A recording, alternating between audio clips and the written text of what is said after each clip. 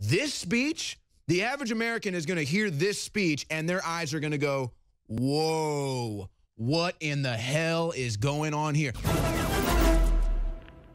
I walk into the break room and people's mouths are hanging open. And I said, what's Obama doing? And they go, don't you know? They took you and everybody else off social media the last few weeks ahead of his big rollout. And I go, oh, yeah, I heard he's going to be on the campaign trail. And they're like, yeah, this is insane. They're like 2 minutes ago, he was just saying that Trump has a good economy because of him. About this economic miracle that's been going on.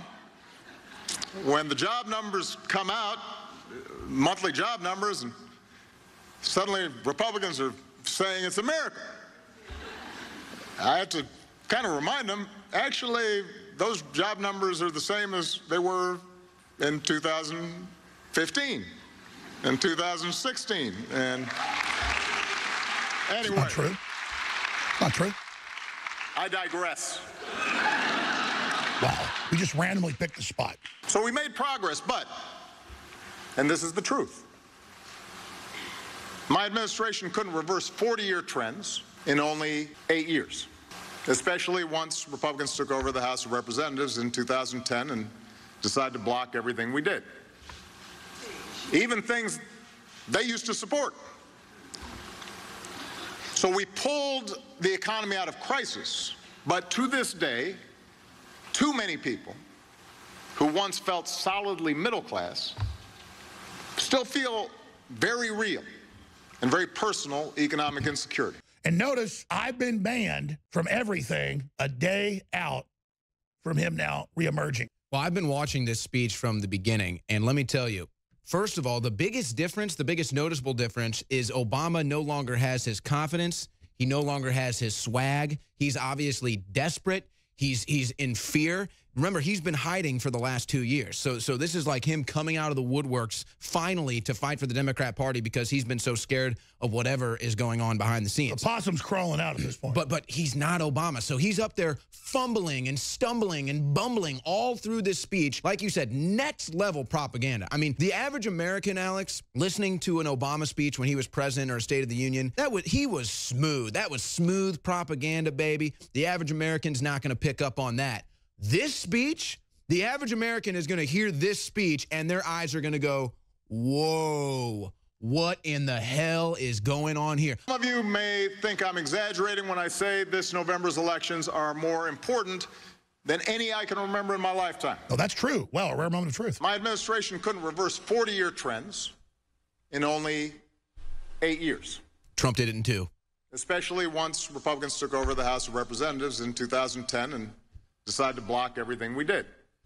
Except Obamacare. Even things they used to support. So we pulled the economy out of crisis, but to this day, too many people who once felt solidly middle class still feel very real and very personal economic insecurity. Which they want to keep going. Even though we took out bin Laden. And wound down. I'm telling you, Alex, this is about to get unreal, man. Wars in Iraq and our combat role in Afghanistan, and got Iran to halt its nuclear program. The world's still full of threats. His nose is like growing 50 feet long. That come streaming through people's televisions every single day. And these challenges get people worried, and it frays our civic trust. And it makes a lot of people feel like the fix is in and the game is rigged. And nobody's looking out for them. Except Trump. Especially those communities outside our big urban centers. Rigged by this guy. And even though your generation is the most diverse in history, with a greater acceptance and celebration You're taking their basic freedoms. Differences than ever before. That's your new freedom, is your diversity, not any real wealth or freedom. Conditions that are ripe for exploitation by politicians. Like you do in communist China. And no shame about tapping into America's dark history of racial, he goes and ethnic, and religious division. South America and says, you can't be wealthy. He goes to Africa and says that. He'll tell us about the dark past. So you can't be part of America. That's what he's saying. Appealing to fear, pitting one group against another, Well, that's what you do. Telling people that order and security will be restored if it weren't for those who don't look like us or don't sound like us. No, you're letting criminals in and not vetting people. People get checked when they go to his house. There's security at his house. Listen, he's fumbling, though, Alex. We can't have a border. And in a healthy democracy, it doesn't work. Our antibodies kick in. Oh, and ban all the free speech? From across the political spectrum, call out the bigots and the fear mongers. That's all they do is call people racist that aren't. Compromise and get things done. Because they're the racist race And baiters. promote the better angels of our nature. But when there's a vacuum in our democracy, when we don't vote, That's the left. when we take our basic rights and freedoms for granted, when we turn away and stop paying attention, The factories come back, the jobs come back, stop engaging, double the number of blacks vote for Trump. Yeah, he's scared. He's really look scared. for the newest diversion, the electronic versions of bread and circuses. Oh, that was very telling. The electronic versions of bread and circuses. Yeah, That's the ones what they're corporate banning media you on. is. That's what all the brainwashing is. This is right when the propaganda, Alex, starts going next level. And the average American, normally the smooth-talking propagandist, snake-tongued Obama could trick the average American with a speech like this. But he's lost his swagger. He's clearly frazzled. He's been in hiding, and I think we know why. He's saying it's bad that we're even being competitive. Continue. Then other voices fill the void. A politics of fear and resentment and retrenchment takes hold. That's what they push on the Demagogues universities. He's the one promise telling you you should be simple scared if fixes you're not white. That's him. to complex problems. No promise to fight for the little guy, even as they cater to the wealthiest and most powerful. That's him. No promise to clean up corruption. This is why people left then Obama. plunder away. They start undermining norms that ensure accountability and try to change the rules to entrench their power further. Oh, that means he won't let them sell out to Russia or China. Wait, you mean like signing the NDAA to legalize propaganda? Yeah.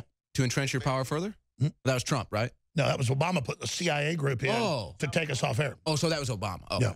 Now understand, this is not just a matter of Democrats versus Republicans or liberals versus conservatives. And he's the one that also illegally spied on Trump during the campaign and after and got caught lying about it. That's right. Very Nixonian. Politics has Caught red-handed. affected both parties. Southern Democrats were the bigger defenders of slavery. Wow. One thing he said was Took a true. Republican president, Abraham Lincoln, to end it. We've been saying that for years. Dixiecrats filibustered Well, that anti-lynching shows how they're grabbing all our rhetoric because they know we're the winning. idea of expanding Next, he civil goes to rights. status quo.